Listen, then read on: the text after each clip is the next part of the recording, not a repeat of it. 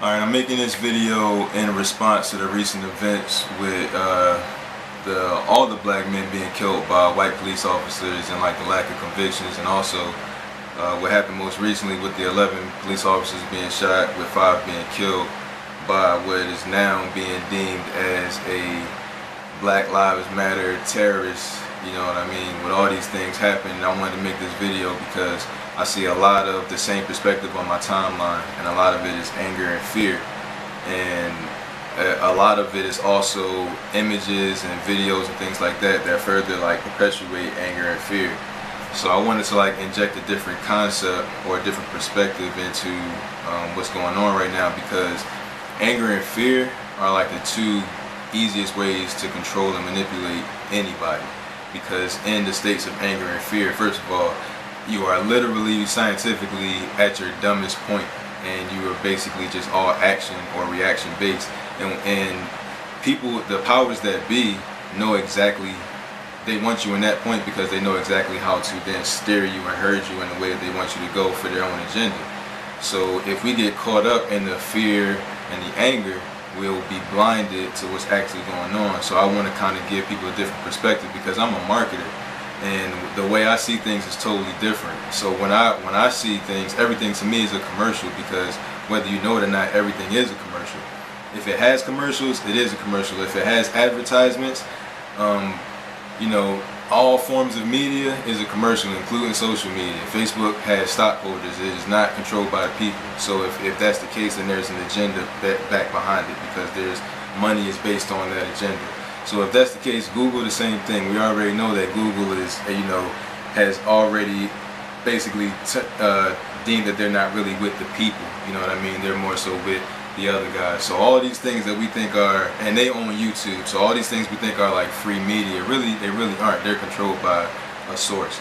So we got to understand that stuff. So as a marketer, whenever I see any advertisement, and everything is an advertisement, like I said, I have to wonder what is the agenda behind it, and how are they trying to get that point across, you know. So that's like and that's the thing that keeps, I feel like, the wool from being pulled over my eyes. So that's why I want to share this perspective. So the thing that I feel like we really would have to fight against, and I'm not saying that, you know, whatever you want to do, protest and all that stuff, that's, you know, that's your own call, but the thing that, you know, that's really targeting the fruit of the tree.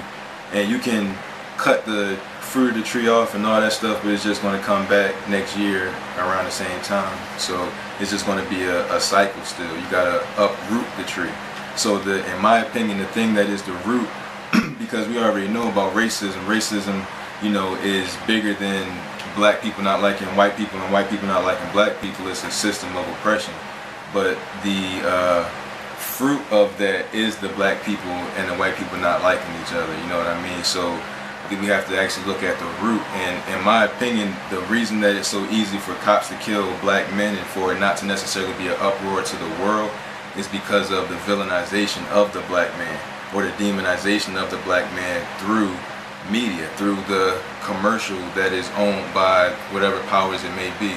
So through movies, through commercials, through images, music, all of these things, the black man is demonized. The image that they want to use to create the stereotypes that people hold within, that they use to then prejudge, because that's what a prejudice is prejudgment based on like a internal belief or an internal feeling.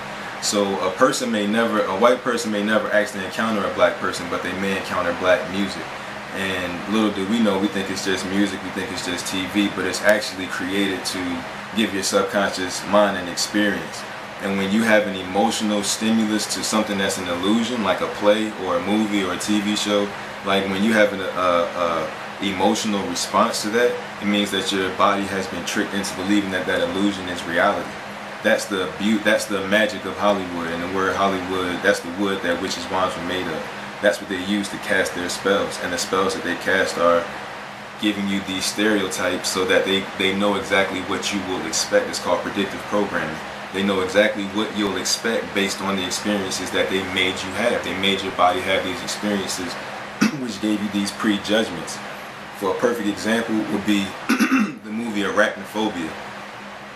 That's where the majority of people develop arachnophobia. The most people watching that movie, that's where they develop their fear of spiders, because the movie made spiders seem like predators that hunted humans, and spiders don't. They don't attack humans, they run from humans. That's why in one situation you can see a person who has a pet tarantula that they let crawl all over them, but in another situation you see a person trying to basically blow up their house just to kill one little spider that they tried to hit on the wall and it fell on the floor. Now they can't find it. It's just one little spider, and they're a 6-foot human being, but to them, in their mind, that image, that prejudgment makes the spider a vicious type of, I guess, threat to their life, while in the other sense the spider is harmless. So it's it's that image that you gotta boycott, the image that makes the black male intimidating to the rest of the world. And that's why it's so easy for a black man to be exterminated and nobody has a problem with it, because everybody secretly feels like you're doing them a favor. And the biggest issue with that is that the black community itself is eating itself up from the inside, so how can anybody else actually respect it? So you know, if you really want to change the problem, we as a people would have to boycott that image, and then like reinstitute our own images and perspectives that we want people to have of us, using the same tools that they use against us, which would be the wine, Hollywood, or social media, and all those things. So once we're able to do that, then we can change, and we see that happen in the news stories all the time, where you see, for example, a little girl, a little white girl is kidnapped, and they make that story public news, and everybody feels for her. You know, a bomb happens in Paris and everybody feels for Paris. It's the image that they give us that makes us have that emotional response. If they gave us a different image, then we would feel a different way. Just like what they're doing with the Black Lives movement, the Black Lives Matter movement right now, where they're using the shooter from the guy who shot the cops is supposedly an ex-military guy, and then they show the military picture and the picture of him with his fist up and a dashiki on.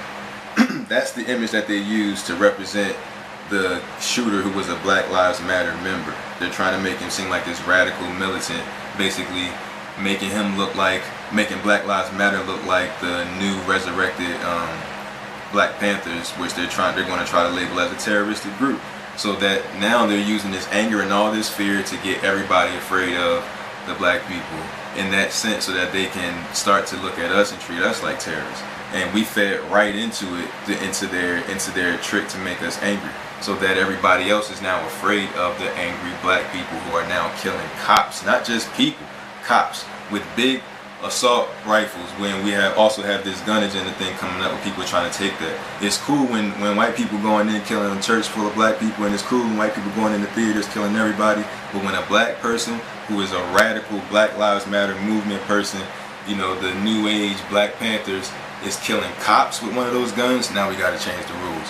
So you see how it's an agenda, it's a commercial with a point at the end. So if you got to boycott anything, boycott their story, because we don't need people more angry and in fear. We need everybody to see us in the most positive light that they can, so that when things happen to us, they'll also be upset, just like if it was a little white girl being kidnapped, or, you know, in a situation where people would feel basically more upset. You know, it's easy to kill. It's for example, Mike Vick kills a dog, a vicious trained killing animal actually. Mike Vick kills a dog and goes to jail. But it's okay when we can kill the gorilla who had the child. You see what I'm saying? It's the villainization or the demonization of certain things, but other things are glorified. So when it's like when we wake up to that, we can stop being tricked by their devices, and then we can use their devices against them to have everybody see us in a different way.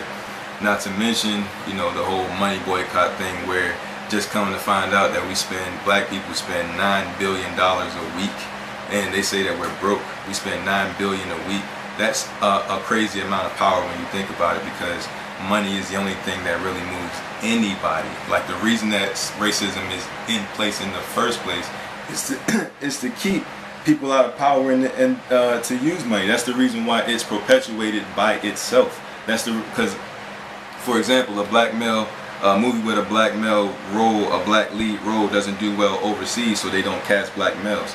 That's racism being used, but everybody else is perpetuating it because they want to make money. They don't give a fuck about, you know, if it's a systematic system of oppression. They're just trying to continue to make money.